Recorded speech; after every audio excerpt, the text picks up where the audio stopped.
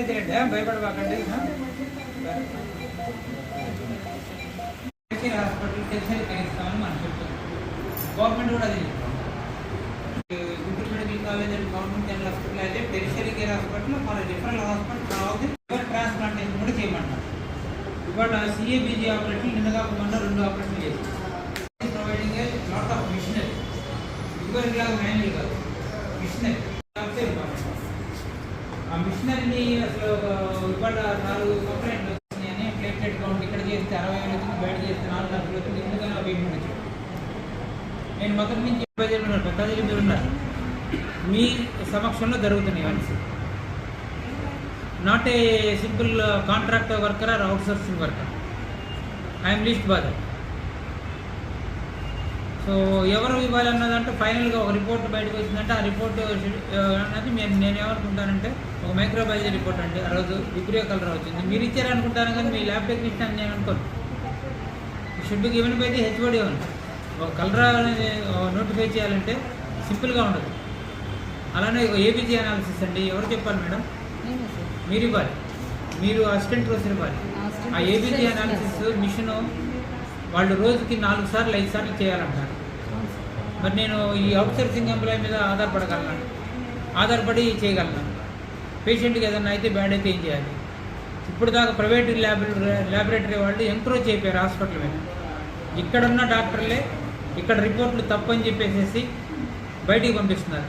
3,000 నుంచి 5,000 దాకా కలెక్ట్ చేస్తున్నారు. ఇవాళ గవర్నమెంట్ రియేజెంట్స్ ఇస్తుంది, మిషనరీ ఇచ్చింది, మ్యాన్ పవర్ ఇచ్చింది. దాన్ని ప్రాపర్గా యూటిలైజ్ చేసుకోవాల్సిన బాధ్యత మనకు. So who is the more skilled people అంటే పర్మనెంట్ ఎంప్లాయ్ అనమాట. It may be a professor or it may be assistant, associate or a lab technology or PG student అందరూ ఉన్నారు కాబట్టి.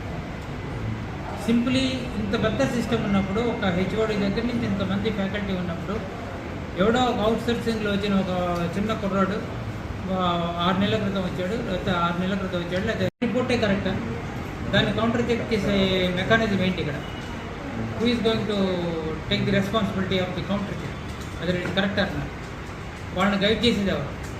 ఈ మిషనరీ క్యాలిబ్రేట్ చేసేది ఎవరు? ఇంత పెద్ద పెద్ద మిషనరీ 50 లక్షలు 60 లక్షల మిషన్ తెచ్చుకున్నప్పుడు అది బాగా పనిచేస్తుందా లేదా అన్నది క్యాలిబ్రేట్ చేయాల్సింది ఎవరు? తప్పుంటే ఐడెంటిఫై చేయాల్సింది ఎవరు?